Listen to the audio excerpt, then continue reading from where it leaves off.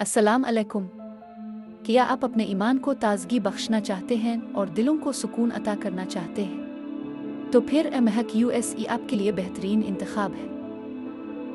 हमारे चैनल पर आपको इस्लामी वीडियोस, सुरूत नबी के दिलनशीन वाक़यात, अंबिया अलैहिमुस्सलाम के क़िस्से और सहाबा किराम रज़ी अल्लाह अन्हुम की ईमान अफरोज़ हकायात मिलेंगी। हर कहानी और हर वीडियो में आपके लिए इखलाकी सबक और रहनुमाई मौजूद है।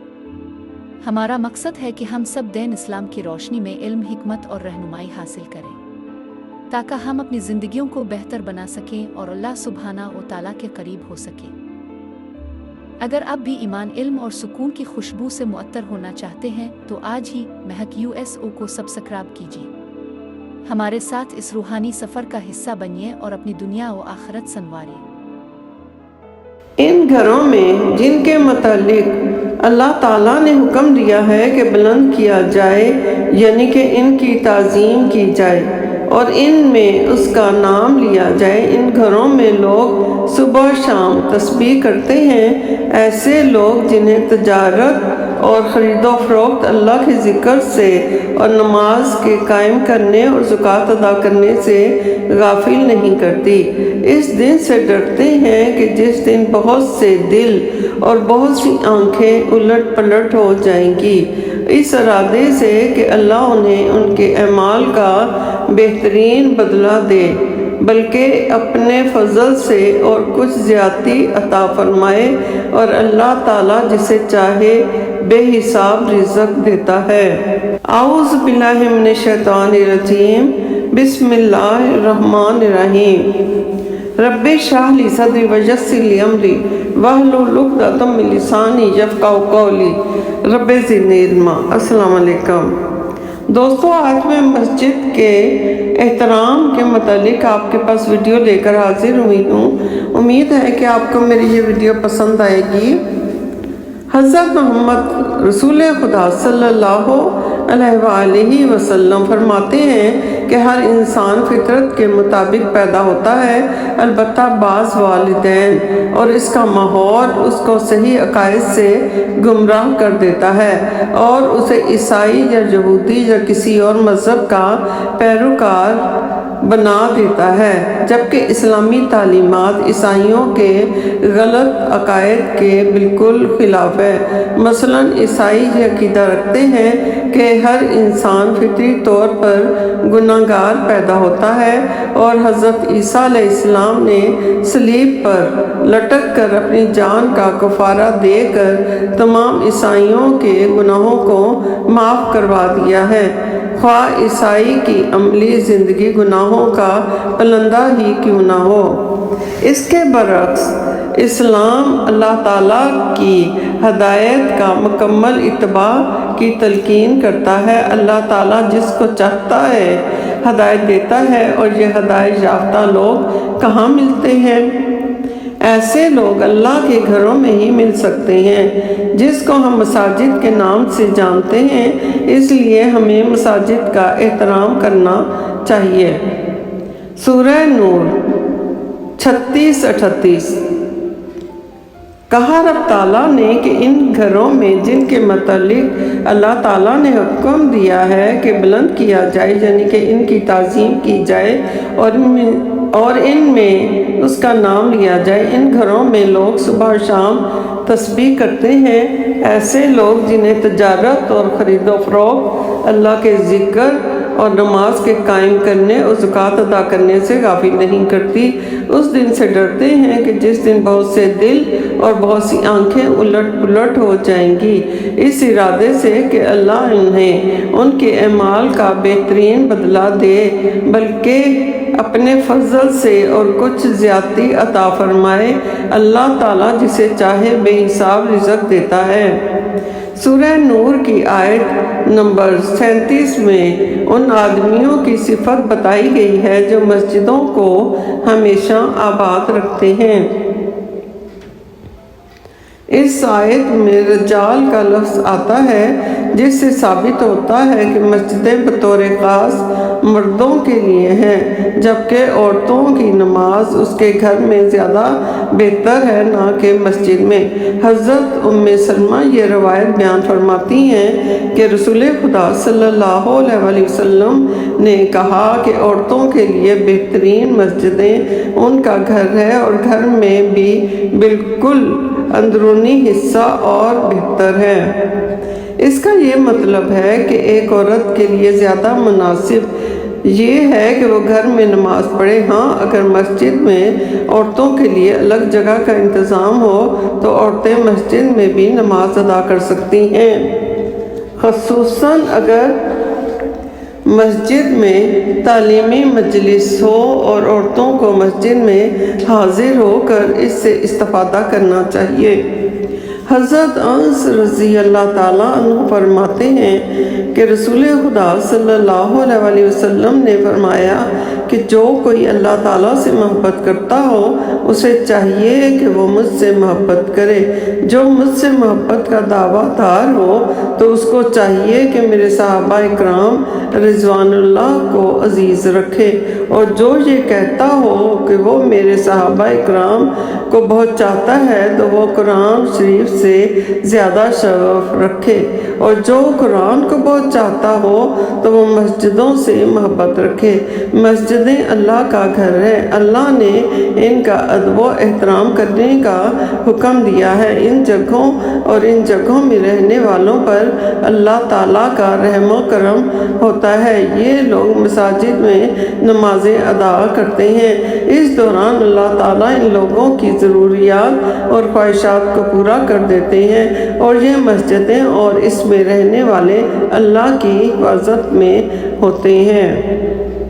مسجدوں کی اہمیت زمین کے دیگر ٹکڑوں سے کہیں بڑھ کر ہے۔ حضرت ابو امامہ نقل کرتے ہیں کہ رسول خدا صلی اللہ علیہ وسلم نے فرمایا کہ جو کوئی مسجد کے لیے گھر سے وضو کر کے نکلے گا اس کو بہت ثواب ملے گا، بلکہ وہ اس آدمی کی طرح ہوگا کہ جو گھر سے حج کے لیے احرام باندھ کر نکلا ہو، اور جو کوئی نماز کے لیے وضو بنا کر مسجد کی طرف جائے گا اس کو عمرے کے برابر ثواب ملے گا۔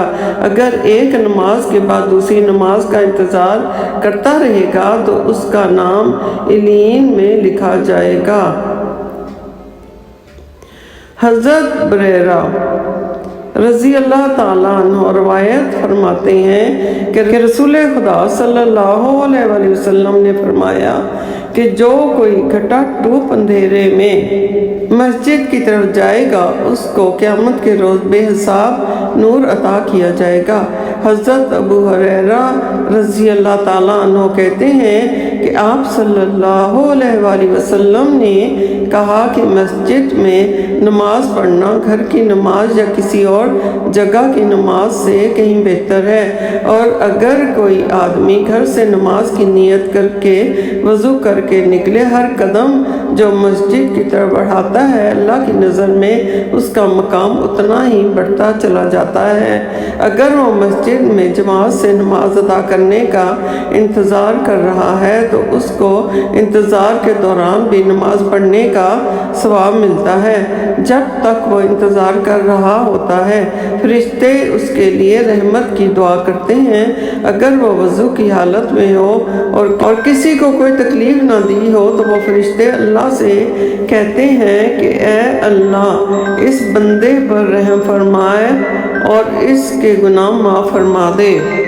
حضرت حکم بن عمیر رضی اللہ تعالیٰ عنہ فرماتے ہیں کہ رسول خدا صلی اللہ علیہ وسلم نے فرمایا کہ اس دنیا میں مہمان کی طرح رہو، مسجدوں کو اپنا گھر سمجھو اور اپنے دلوں کو نرم اور اللہ کی ہدایت کو قبول کرنے والا بناؤ۔ اللہ کی عطا کردہ نعمتوں پر غور و فکر کرو، اللہ کی یاد سے اس کے خوف سے خوب رو، دلوں میں دنیا کی رنگینیوں کو جگہ نہ دو اور عالی شان گھروں کی تعمیرات میں نہ لگے رہو جہاں شاید تمہیں رہنا تک نصیب نہ ہو۔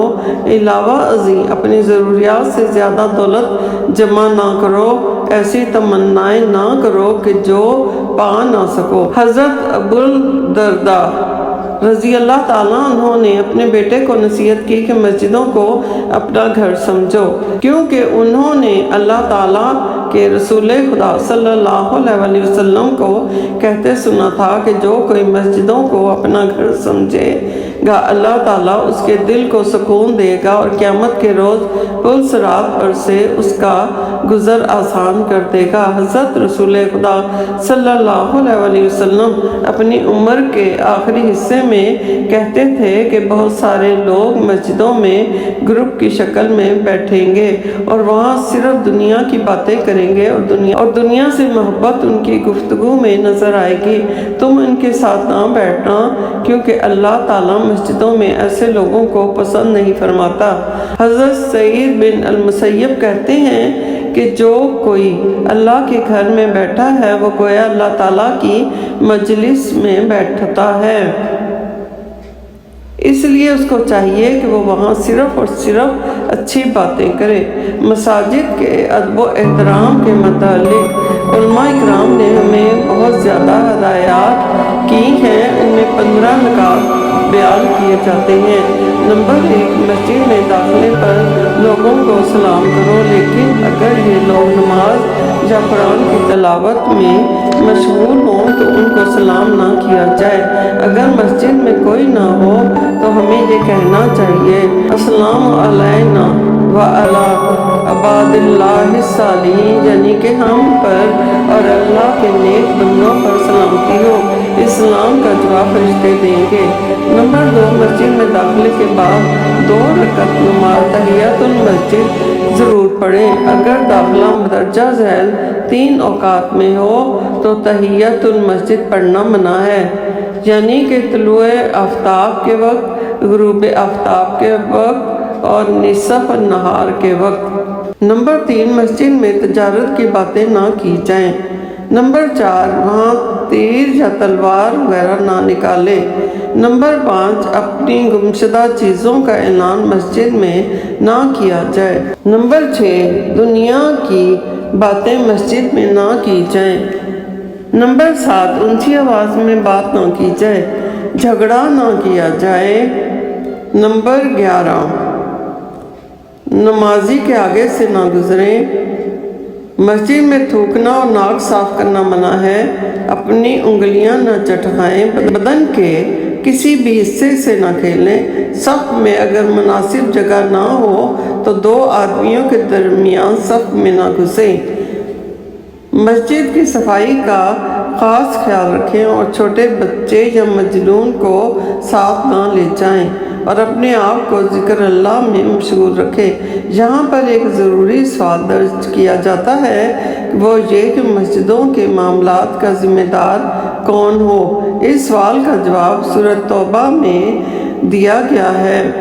کہا رب تعالیٰ نے کہ اللہ تعالیٰ کی مسجدوں کی رونق اور آبادی تو ان کے حصے میں ہے جو اللہ تعالیٰ پر اور قیامت کے دن پر ایمان رکھتے ہیں،